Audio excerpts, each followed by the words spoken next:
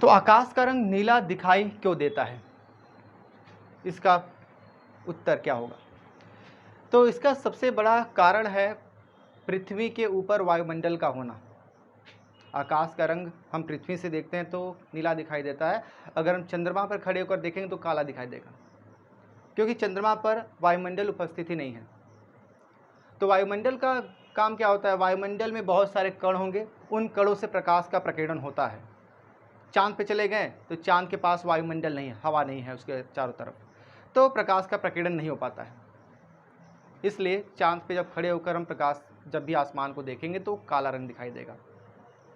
तो कैसे नीला दिखाई देता है? ये सूरज से निकलने वाली किरणें जैसे ही वायुमंडल में प्रवेश करेंगी तो वायुमंडल में बहुत सारे कण होंगे, कोलाइडी कण मिलेंगे, गैस के भारी कण होंगे, धूल के कण होंगे, धुएं के कण होंगे, ऐसे बहुत सारे कण होंगे जिससे प्रकाश का प्रकीर्णन हो पाता है।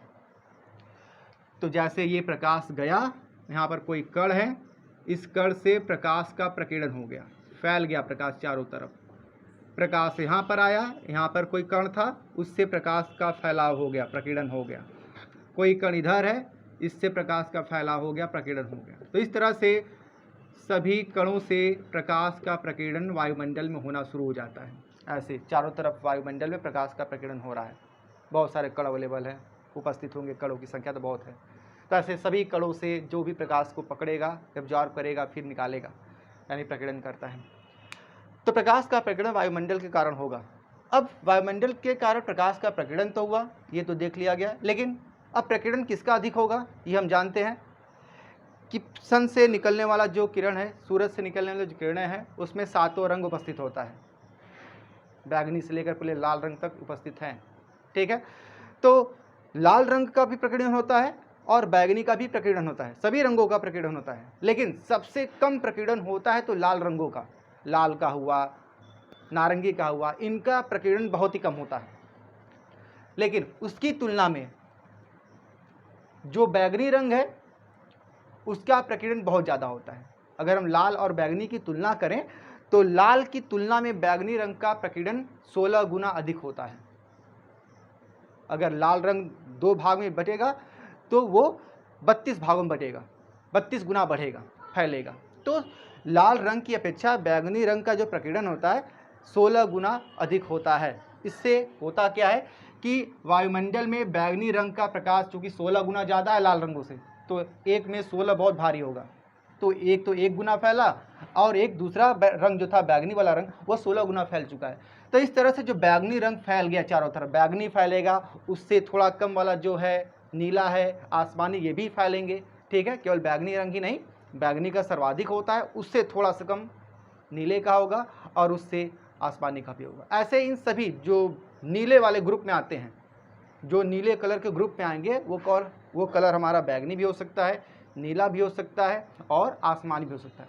तो इन सभी कलरों का मिला जुला कलर जो होता है आसमान दिखाई देता है, स्काई ब्लू जिसको हम लोग कहते हैं।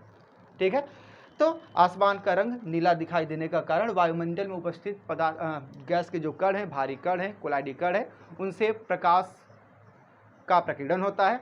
चूँकि बैगनी रंगों का प्रकीर्णन सर्वाधिक होता है, इसलिए आसमान का रंग हम नीला देख पाते हैं। अगर लाल रंग का प्रकीर्णन अधिक होता तो हमें आकाश हमें लाल दिखाई देता, आसमान हमेशा लाल दिखाई देता। यह हो गया नीला रंग दिखाई देना। तो इससे ये पता चल गया कि लाल और नीले में काफ़ी महत्वपूर्ण गुण हो गया। नीले रंग का फैलाव बहुत अधिक होगा, लाल रंग का फैलाव बहुत कम होगा, लाल कलर ज़्यादा नहीं फैलेगा। इसे लाल रंग की इसी खासियत के कारण खतरे का सिग्नल को लाल दिखाते हैं। एक प्रश्न ये भी बनता है कि खतरे का सिग्नल यानी डेंजर सिग्नल हमेशा रेड कलर का यानी लाल रंग का क्यों बनाया जाता है? तो इसका भी उत्तर इसी में छिपा हुआ है। क्योंकि लाल वस्तु हम दूर से देखते दिख जाता है। क्यों दिखता है? लाल रंग से जब किरणें निकल कर आती हैं तो उनका प्रकीर्णन, हवाओं से उनका प्रकीर्णन बहुत कम होगा। अगर वहाँ बैगनी रंग होता, बैगनी रंग जैसे आगे बढ़ता वो फैलने लगता, बिखरने लगता, तो बैगनी रंग बिखर जाता, हमारे आंखों तक पहुँचता ही नहीं पहुँच पाएगा तो हम कुछ नहीं देख पाएंगे। तो लाल रंग का सिग्नल बना दिया गया, तो लाल रंग के सिग्नल से जो लाल रंग की किरणें निकल कर आएंगी उनका प्रकीर्णन बहुत ही कम होता है, तो बहुत दूर से भी देखेंगे तो लाल रंग किरणें हमारे आंखों तक पहुँचती रहेंगी और वही चीज़ बैगनी रंग को देखेंगे बहुत दूर से, बैगनी रंग हमको दिखाई नहीं पड़ेगा। लाल रंग का ही देखते होंगे अक्सर लेज़र लाइट बना जाता है खिलौने के रूप में, क्योंकि उसका रेंज बहुत ज़्यादा होता है। रेड कलर का रेंज अगर 1 किलोमीटर होगा तो अगर मैं बैगनी रंग का बना दिया तो शायद 20 मीटर भी ना हो, 50 मीटर भी ना हो, ऐसा हो जाएगा केवल।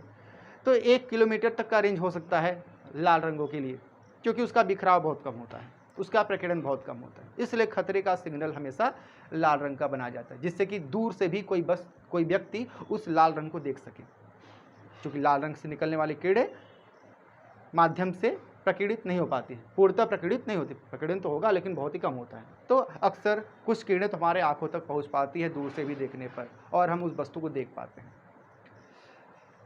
दूसरा जो प्रश्न है इसी टॉपिक में आता है, वो है कि दोपहर के समय सूरज को देखते हैं तो वो सफ़ेद रंग का या पीले रंग का दिखाई देता है, लेकिन सुबह और शाम के समय वो लाल रंग का दिखाई देता है। तो इसका कारण क्या है?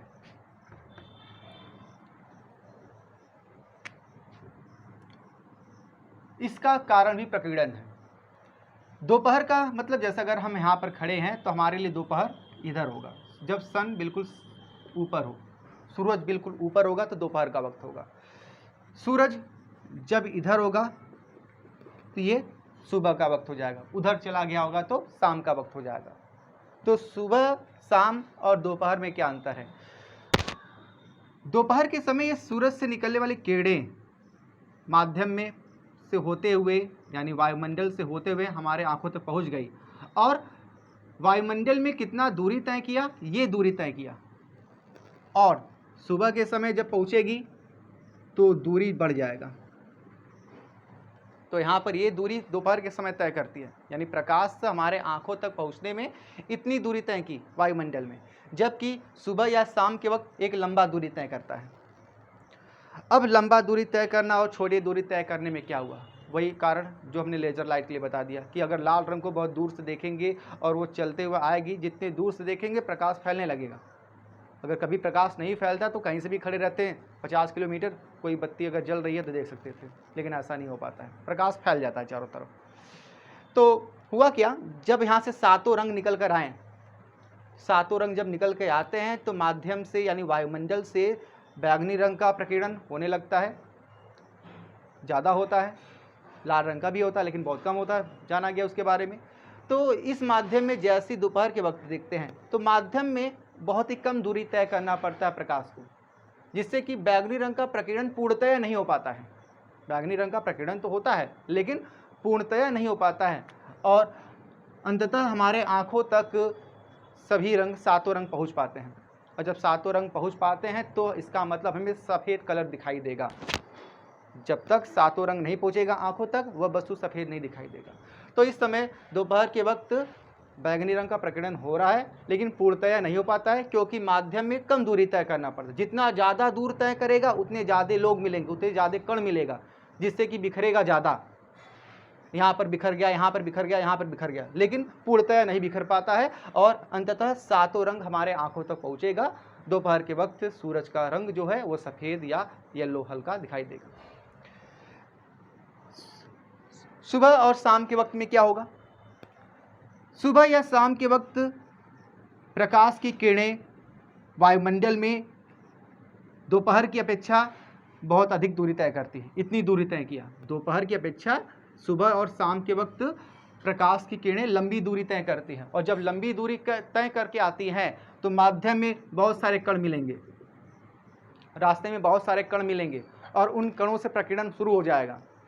तो माध्यम में अधिक दूरी तय करने के कारण प्रकाश का प्रकीर्णन, जो बैगनी रंग का प्रकीर्णन है, वह पूर्णतया हो जाता है।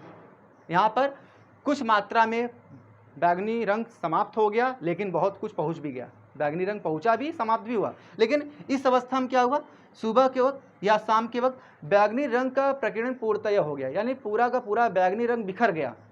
बिल्कुल भी बैगनी रंग हमारे आँखों तक नहीं पहुँचा जिसका प्रकीर्णन नहीं हो पाता है या कम हो पाता है, यानी लाल रंग पहुँचेगा, नारंगी पहुँचेगा, ऐसे रंग पहुँच पाए।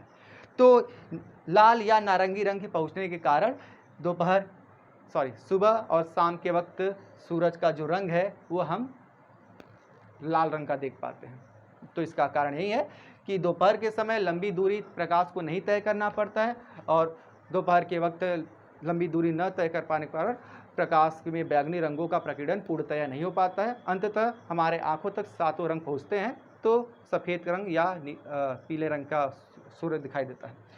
जबकि सुबह और शाम के वक्त प्रकाश लंबी दूरी तय करके आता है वायुमंडल में, जिससे कि बैगनी रंग का पूर्णतः प्रकीर्णन हो जाता है और हमारे आंखों तक पहुंचता है केवल लाल अथवा नारंगी रंग जैसे।